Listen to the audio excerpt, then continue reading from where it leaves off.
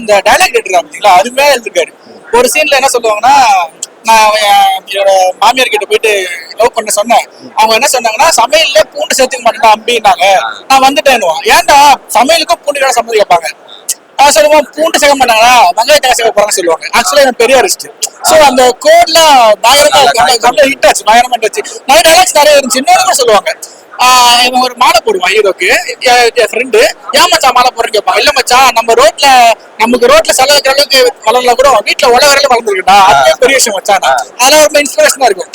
Meaning என்னன்னா, நீங்க ரொம்ப பெரிய பரவாயில்ல, உங்க வீடு காப்பாக்கிறதுக்கு வளர்ந்தாலே போதும். சின்ன சின்ன டைலாக்ஸ் தான், பட் கொஞ்சம் கனெக்ட் ஆச்சு, நல்லா அருமையா இருந்துச்சு. ஐ மீன் எப்படி பண்ணிருக்காரு நினைக்கிறீங்க?